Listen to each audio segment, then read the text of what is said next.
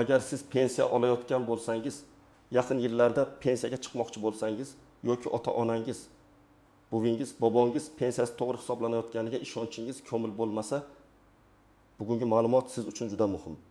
Chunki pensiya miqdoridagi xatolik o'yiga kichik ko'rinsa ham 1 yil, 5 yil, 10 yil davomida katta pulga aylanadi. Ba'zan odamlar o'zlariga qo'shimcha to'lov, ustama yoki qayta hisob-kitob tegishli ekanini bilmay yurishadi. Men bugun sizga pensiya miqdorini onlayn qanday tekshirishni, nimaga e'tibor berishni, qaysi hujjatlar kerak bo'lishini va xatolik bo'lsa nima qilishni bosqichma-bosqich tushuntirib beraman. Videoni oxirigacha ko'ring. Hozirroq kanalga obuna bo'ling va like bosib qo'ying. Chunki bu mavzu har bir oilaga bevosita tegishli. Oldin pensiya bo'yicha ma'lumot olish ancha murakkab edi. Odamlar tuman pensiya bo'limiga borardi, navbat kutardi. Ayrim hollarda bir hujjat yetishmasa, yana qaytib kelishga to'g'ri kelardi. Pensiya miqdori nega aynan shuncha chiqdi? Qaysi ish staji hisobga olindi? Qaysi davr kirmay qoldi? Indeksatsiya qachon qo'shildi? Bank kartaga tushgan summa nimadan iborat? Bularning hammasini tushunish oddiy odam uchun qiyin edi. Hozir vaziyat ancha o'zgardi. Davlat xizmatlari raqamlashtirilgani sababli ko'p ma'lumotlarni uydan chiqmasdan tekshirish mumkin.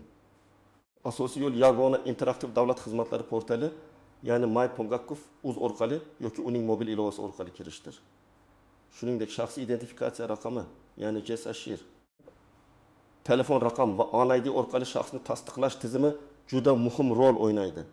Endi siz kompyuter yoki telefon orqali shaxsiy kabinetingizga kirib, pensiya yoki nafaqa bo'yicha ma'lumotlarni ko'rishingiz. Ayrim holatlarda ma'lumotnoma olishingiz, murojaat yuborishingiz mumkin. Bu o'zgarishning eng katta foydasi shundaki, siz endi faqat bank kartamga shuncha pul tushdi deb taxmin qilib yurmang. Pul qayerdan kelganini, qancha pensiya belgilanganini, qayta hisob-kitob bo'lgan-bo'lmaganini tekshirishingiz mumkin. Ayniqsa, ota-onasi pensiya oladigan farzandlar uchun bu juda qulay. Chunki ko'p yoshi katta insonlar internet xizmatlaridan foydalana olmaydi. Lekin farzandlari ularning roziligi bilan yordam berishi, hujjatlarni tartibga keltirishi va kerak bo'lsa murojaat tayyorlashi mumkin. Asosiy qism bin. Nimalarni bilish kerak, kim xavotir olishi kerak, kimga esa ortiqcha tashvish kerak. Emas, birinchi navbatda pensiya miqdorini tekshirish deganda faqat bugun kartaga qancha pul tushdi degan savolni tushunmaslik kerak. Men ekspert sifatida doim shuni aytaman. Pensiya miqdori 3 xil darajada tekshiriladi. Birinchisi amalda olayotgan pulingiz, ya'ni bank kartangizga yoki pochta orqali kelayotgan summa. Bu summa ayrim hollarda ushlanmalar, qarzdorlik, aliment, kredit yoki boshqa majburiy to'lovlar sababli belgilangan pensiya miqdoridan farq qilishi mumkin. Ikkinchisi rasmiy belgilangan pensiya miqdori. Bu pensiya jamg'armasi tizimida sizga tayinlangan asosiy summa. Uni onlayn ma'lumotnoma orqali ko'rish mumkin bo'lgan holatlar bor. Uchinchisi pensiya hisob-kitobining asosi. Bu eng muhim qism.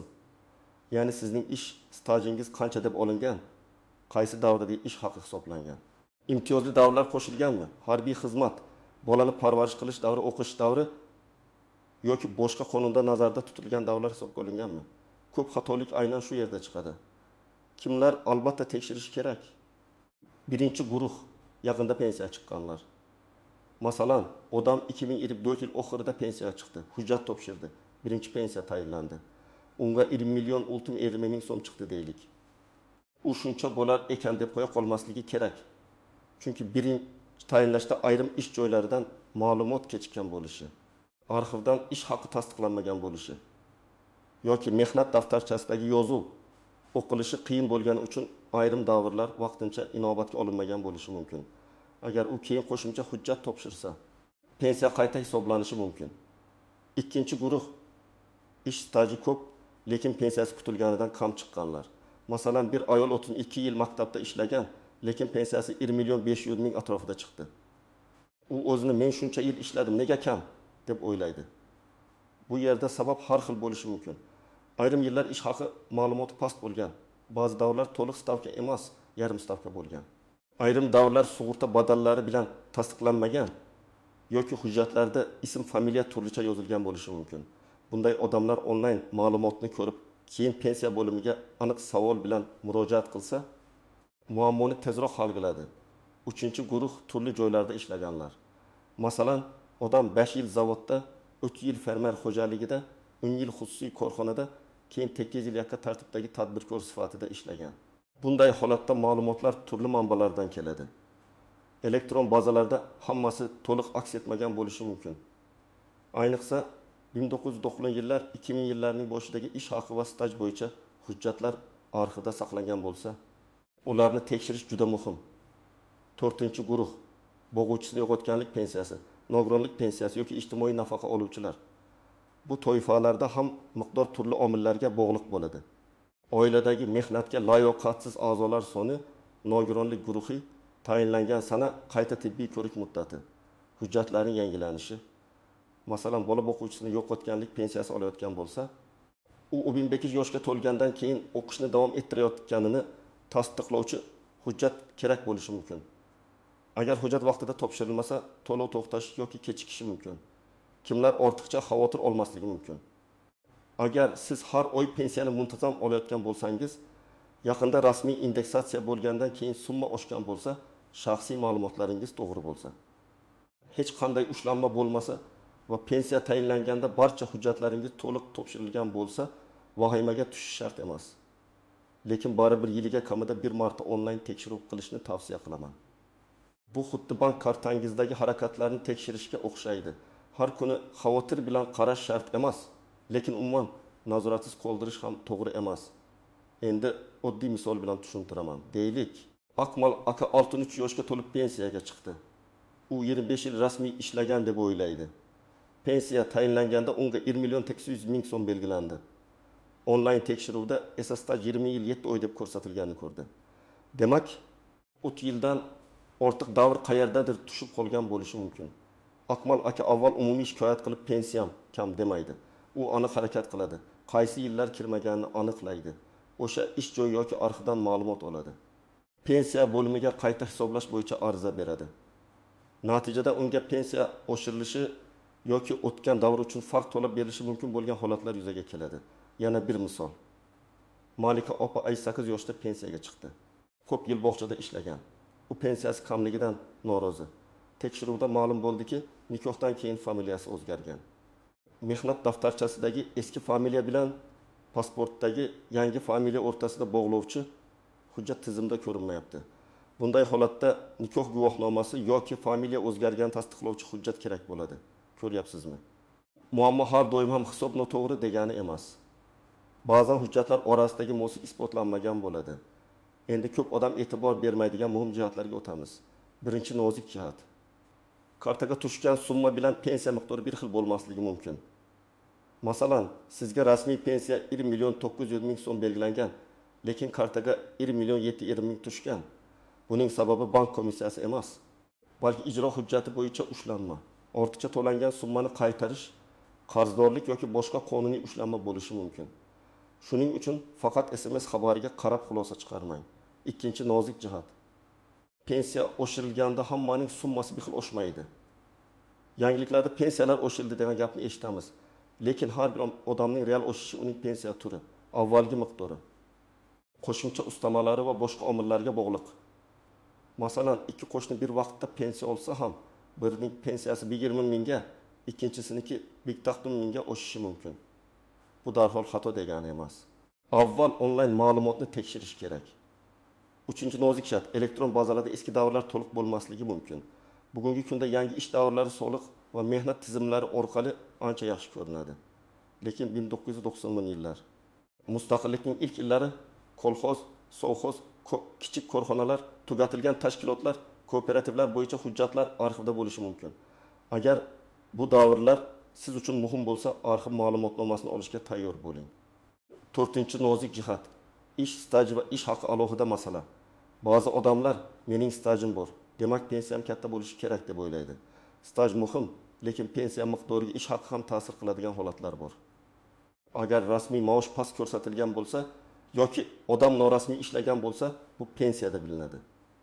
Masalan, bir kishi 21 yil do'konda ishlagan, lekin rasmiy shartnoma qilinmagan yoki minimal ish haqi bilan rasmiylashtirilgan bo'lsa, keyinchalik pensiya hisobida u kutgan natijani bermasligi mumkin. Shuning uchun men yosh tomoshabinlarga ham aytaman. Pensiya masalasi faqat keksalar mavzusi emas. Bugungi rasmiy ish haqingiz ertangi pensiyangizga ta'sir qiladi. 5-nozik jihat, ijtimoiy nafaqa bilan mehnat pensiyasini aralashtirib yubormang. Mehnat pensiyasi odatda ish staji va boshqa qonuniy shartlarga bog'liq bo'ladi. Ijtimoiy nafaqa esa boshqa mezonlar asosida tayinlanadi. Onlayn tekshirayotganda xizmat nomi va to'lov turiga e'tibor bering. Agar siz bir xizmat orqali faqat ma'lumotnoma olyapsiz, bu hali pensiya qayta hisoblandi degani emas. Ma'lumotnoma bu ma'lumot. Ariza esa harakat boshlash uchun huquqiy murojaat. 6-nozik jihat, ishonchli qurilmadan foydalaning. Pensiya ma'lumotlari shaxsiy ma'lumot hisoblanadi. JSSHR pasport raqami, ONID paroli, SMS kodlarini begonaga bermang. Men sizga pensiyangizni oshirib beraman, parolingizni ayting degan odamlardan ehtiyot bo'ling. Hech bir rasmiy xodim sizdan parolingizni so'ramasligi kerak. Agar farzandingiz yoki yaqin qarindoshingiz yordam berayotgan bo'lsa ham, jarayonni o'zingiz ko'rib turing. SMS kod nima uchun kelayotganini tushuning. 7-nozik jihat. Onlayn tizimda texnik uzilish bo'lishi mumkin. Ba'zan portalda xizmat vaqtincha ishlamasligi, ma'lumot yangilanmagan bo'lishi yoki serverda yuklama ko'p bo'lishi mumkin. Bunday holatda darhol pensiyam yo'q qolibdi deb xavotir olmang. Bir necha soatdan keyin yoki ertasi kuni qayta urinib ko'ring. Lekin ma'lumot uzoq vaqt noto'g'ri ko'rinsa, rasmiy murojaat qiling. Endi eng muhim qismga o'tamiz. Pensiya miqdorini onlayn tekshirish uchun nima qilamiz? Birinchi qadam.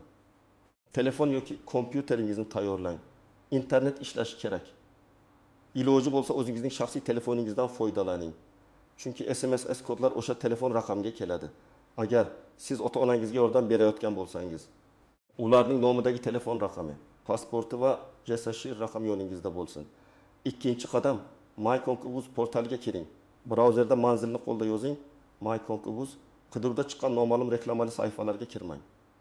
Mobil telefonda esa rasmiy MyGov ilovasidan foydalanishingiz mumkin. Ilovani faqat rasmiy ilova do'konlaridan yuklab oling. Uchinchi qadam, OneID orqali tizimga kiring. Agar sizda OneID akkaunt bo'lsa, login va parolni kiritasiz. SMS kod orqali tasdiqlaysiz. Agar akkaunt bo'lmasa, ro'yxatdan o'tish kerak bo'ladi. Ro'yxatdan o'tishda odatda telefon raqami, JSSHR, pasport ma'lumotlari va shaxsni tasdiqlash bosqichlari talab qilinadi. Bu yerda eng ko'p uchraydigan xato JSSHR raqamini noto'g'ri kiritish. JSSHR birmuncha xonali shaxsiy identifikatsiya raqami bo'lib, pasport yoki ID kartada ko'rsatiladi. Bitta raqam xato bo'lsa ham tizim sizni to'g'ri tanimasligi mumkin. 4-qadam, qidiruv bo'limidan pensiya bilan bog'liq xizmatni toping. Portalda xizmatlar nomi vaqt o'tishi bilan biroz o'zgarishi mumkin, lekin odatda pensiya, nafaqa, pensiya jamg'armasi, pensiya miqdori haqida ma'lumot, tayinlangan pensiya haqida ma'lumotnoma kabi so'zlar orqali qidirish mumkin. Qidiruvga pensiya deb yozing va chiqqan xizmatlar orasidan sizga keraklisini tanlang. 5-qadam, xizmat tavsifini o'qing. Ko'pchilik shu joyda shoshiladi. Xizmat bepulmi yoki pullikmi? Natija darhol beriladimi yoki bir necha ish kunda tayyor bo'ladimi? Kimlar foydalanishi mumkin? Qaysi hujjatlar kerak? Bularni tekshiring. Agar xizmat faqat ma'lumotnoma berishga mo'ljallangan bo'lsa, uni ariza bilan adashtirmang. Agar siz xatolikni tuzatmoqchi bo'lsangiz, ma'lumotnoma olib bo'lgach, alohida murojaat qilish kerak bo'lishi mumkin. 6-qadam. Ariza yoki so'rovni yuboring. Tizim sizning shaxsiy ma'lumotlaringizni avtomatik chiqarishi mumkin. Familiya, ism, tug'ilgan sana, pasport ma'lumotlari to'g'riligini tekshiring. Agar ma'lumot noto'g'ri bo'lsa, avval shaxsiy ma'lumotlar bazasidagi muammoni tuzatish talab qilinishi mumkin. To'g'ri bo'lsa so'rovni yuborasiz. 7-qadam, natijani yuklab oling yoki ko'rib chiqing. Natijada sizga pensiya yoki nafaqa turi tayinlangan miqdor, ayrim hollarda tayinlangan sana, to'lov holati haqida ma'lumot chiqishi mumkin. Hujjatni PDF shaklida yuklab oling, telefonda saqlang yoki kerak bo'lsa chop eting. Men har doim hujjatni alohida papkada saqlashni tavsiya qilaman. Pensiya hujjatlari deb nom qo'ying va barcha fayllarni shu yerga jamlang. 8-qadam, bank tushumlari bilan solishtiring. Agar sizda bank ilovasi bo'lsa, oxirgi 3-6 oylik tushumlarni ko'ring. Har oy tushgan pensiya summasi bilan portaldagi rasmiy miqdorni solishtiring. Farq bo'lsa, darhol sababini aniqlang. Masalan, bir oyda kam tushgan bo'lsa, ehtimol oldingi oyda ortiqcha to'lov bo'lgan yoki ushlanma mavjud. Yoki bankdagi hisob raqam o'zgargan bo'lishi mumkin. 9-qadam. Agar xatolik ko'rsangiz, hujjatlarni tayyorlang. Kerak bo'lishi mumkin bo'lgan asosiy hujjatlar: pasport yoki ID karta, JSSHR ma'lumoti, mehnat daftarchasi, ish joyidan ma'lumotnoma, ish haqi haqidagi ma'lumot, arxiv ma'lumotnomasi, harbiy xizmatni tasdiqlovchi hujjat, nikoh yoki familiya o'zgarganini tasdiqlovchi hujjat, nogironlik bo'yicha tibbiy xulosa, boquvchisini yo'qotganlik bo'yicha o'lim guvohnomasi va qarindoshlikni tasdiqlovchi hujjatlar. Albatta, hamma hujjat hammaga kerak emas. Sizning holatingizga qarab yig'iladi. 10-qadam, murojaat matnini aniq yozing. Pensiyam kam. Ko'rib bering deb yozishdan ko'ra aniqroq yozing. Masalan, menga tayinlangan pensiya miqdorini tekshirib, 1998-2001 yillarda falon korxonada ishlagan davrim stajga kiritilmaganini aniqlab berishingizni so'rayman. Ushbu davr bo'yicha mehnat daftarchamda yozuv mavjud. Zarur bo'lsa arxiv ma'lumotnomasini taqdim etaman. Mana shunday yozsangiz, murojaatingiz aniq bo'ladi va javob ham mazmunliroq keladi. 11-qadam. Rasmiy kanallar orqali murojaat qiling. Buni My.uz orqali, pensiya jamg'armasining rasmiy qabul kanallari orqali, davlat xizmatlari markazi orqali yoki yashash joyingizdagi pensiya bo'limiga borib amalga oshirish mumkin. Agar onlayn bo'lsangiz, murojaat raqamini saqlab qo'ying. Bu raqam orqali keyin holatini tekshirishingiz mumkin. 12-qadam. Javobni kuting va javob mazmunini diqqat bilan o'qing. Ba'zan javobda hujjat yetishmaydi deyiladi. Bu rad etildi degani emas. Bu sizga qaysi hujjat kerakligini ko'rsatadi. Ba'zan qayta hisoblash uchun asos topilmadi deyilishi mumkin. Bunday javobni olsangiz, qaysi davrlar hisoblanganini, qaysi davrlar hisoblanmaganini so'rab aniqlashtirish mumkin. Agar javobdan norozi bo'lsangiz, yuqori turuvchi organga yoki qonunda belgilangan tartibda sudga murojaat qilish huquqingiz bor. Agar siz ota-onangiz uchun tekshirayotgan bo'lsangiz, alohida mas'uliyat bilan yondashing. Ularning roziligisiz shaxsiy kabinetiga kirmang. Parollarni begonalar bilan bo'lishmang. Hujjatlarni rasmga olib har xil messenjer guruhlariga tashlamang. Kerakli nusxalarni faqat rasmiy portallarga yuklang. Chunki pasport, JSHIR va pensiya ma'lumotlari firibgarlar qo'liga tushsa, keyin boshqa muammolar paydo bo'lishi mumkin. Yana bir amaliy tavsiya, pensiya hujjatlarini oldindan tartibga keltiring. Pensiya yoshiga 2 yil qolganda kutib o'tirmang. Mehnat daftarchangizni tekshiring. Yozuvlarda muhr bormi? Ishga kirgan va ishdan bo'shagan sanlar to'liqmi? Tashkilot nomi aniqmi? Familiya o'zgarishlari hujjatlar bilan bog'langanmi? Agar eski ish joyi yopilib ketgan bo'lsa, arxiv qayerda ekanini oldindan aniqlang. Bu ishlarni pensiya tayinlash kunida boshlash kechikishga olib kelishi mumkin. Yoshlar uchun ham muhim maslahat bor. Bugun rasmiy ishlang mehnat shartnomangiz borligini tekshiring. Oyligingiz rasmiy ko'rsatilayotganini biling. Soliq ilovalari va tegishli elektron xizmatlar orqali o'z bandligingizni kuzatib boring. Chunki kelajakda men ishlaganman deyishning o'zi yetmaydi. Tizimda va hujjatlarda iz bo'lishi kerak. Norasmiy ish bugun qulaydek tuyulishi mumkin. Lekin pensiya va ijtimoiy kafolatlarda zarar keltiradi. Demak, pensiya miqdorini onlayn tekshirish bugun murakkab ish emas, lekin uni e'tibor bilan qilish kerak. My.uz yoki rasmiy mobil ilova orqali OnID bilan kirasiz. Pensiya bo'yicha xizmatni topasiz. Ma'lumotni olasiz. Bank tushumlari bilan solishtirasiz.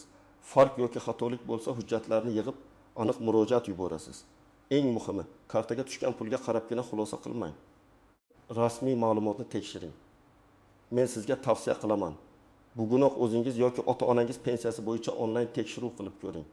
Agar hammasi to'g'ri bo'lsa, ko'nglingiz xotirjam bo'ladi. Agar xatolik bo'lsa, uni qancha erta aniqlasangiz, shuncha yaxshi. Izohlarda yozing. Siz pensiya miqdorini onlayn tekshirib ko'rganmisiz? Qanday qiyinchilikka duch kelgansiz? Videoni foydali deb bilgan bo'lsangiz, like bosing, kanalga obuna bo'ling va bu videoni ota-onasi pensiya oladigan yaqinlaringizga yuboring.